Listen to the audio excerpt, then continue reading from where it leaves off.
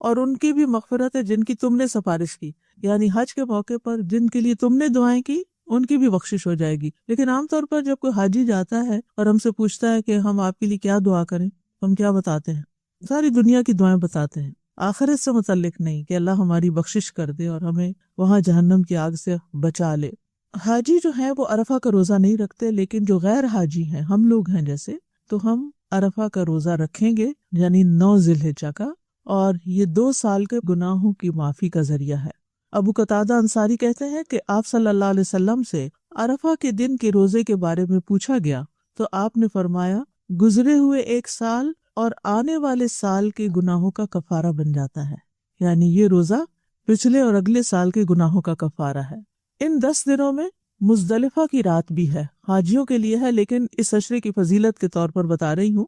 اور عرفات سے جب حاجی واپس لوٹتے ہیں تو رات مزدلفہ میں گزارتے ہیں، اور مزدلفہ کی رات جب نماز وغیرہ پڑھ کے سو جاتے ہیں، اس رات آرام کرنا ہوتا ہے کیونکہ 10 تاریخ بہت مصروف ترین دن ہوتا ہے حاجیوں کے لیے، تو صبح کے وقت کثرت سے ذکر اذکار کرتے ہیں حاجی۔ اہل مزدلفہ کی فضیلت کیا ہے؟ بلال بن رباح رضی اللہ عنہ سے روایت ہے کہ نبی صلی اللہ علیہ وسلم نے مزدلفہ کی صبح ان سے فرمایا، اے بلال لوگوں کو خاموش کراؤ، پھر فرمایا بے شک اللہ نے تمہارے اس جمع ہونے میں یعنی مزدلفہ میں تم پر احسان فرمایا ہے کہ تمہارے نیکوکاروں کی وجہ سے تمہارے گناہگاروں کو بھی بخش دیا ہے، اور تمہارے نیکوکاروں نے جو مانگا انہیں عطا کر دیا ہے۔ یعنی جو نیک لوگ حج پر ہوتے ہیں اور مزدلفہ کی رات دعائیں کرتے ہیں، اللہ تعالیٰ سے بخشش مانگتے ہیں اپنے لیے، اپنے دوستوں کے لیے، اپنے رشتہ داروں کے لیے، تو ان کی دعائیں قبول ہوتی ہیں اور باقی لوگوں کی بھی بخشش ہو جاتی۔ تو آپ میں سے بھی جو حج پر جا رہا ہو وہ ہم سب کو ضرور یاد رکھے کہ اللہ تعالیٰ ہمارے گناہوں کو بھی معاف فرما دے۔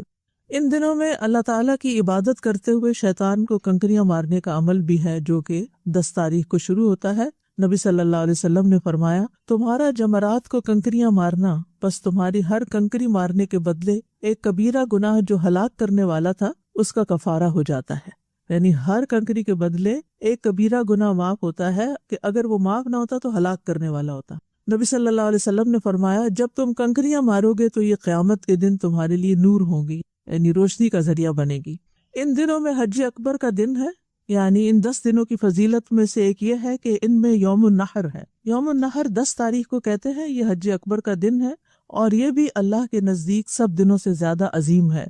عبداللہ بن قرط فرماتے ہیں کہ رسول اللہ صلی اللہ علیہ وسلم نے فرمایا اللہ کے نزدیک سب سے افضل دن یوم النحر یعنی 10 ذی الحجہ اور اس کے بعد پھر یوم القر 11 ذی الحجہ ہے۔ حج میں قربانی کا کرنا بہترین عمل ہے، اور یہ صرف حج والوں کے لیے نہیں بلکہ جو لوگ حج پر نہیں جاتے ان کے لیے بھی ہے۔ ابو بکر صدیق رضی اللہ عنہ سے روایت ہے، وہ کہتے ہیں کہ رسول اللہ صلی اللہ علیہ وسلم سے سوال کیا گیا کہ کون سا حج افضل ہے؟ آپ نے فرمایا لبیک پکارنا اور خون بہانا یعنی قربانی کرنا۔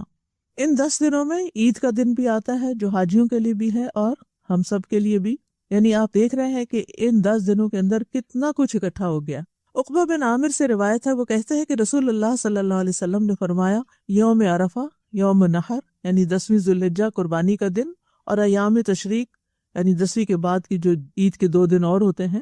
ایام تشریق ہم اہل اسلام کے عید کے ایام ہیں، یہ کھانے اور پینے کے دن ہیں۔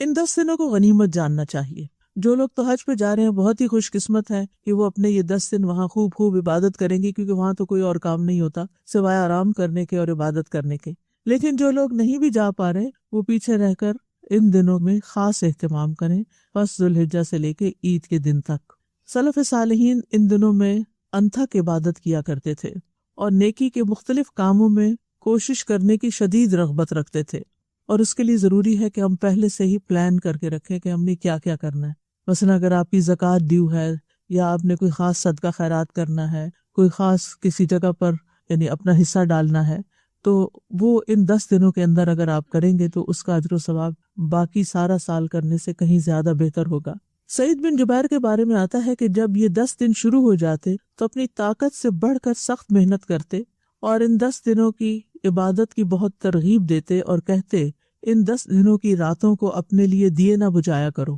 یعنی راتوں کو بھی جاگتے رہا کرو، شب بیداریاں کیا کرو، قرآن پڑھا کرو، عبادت کیا کرو۔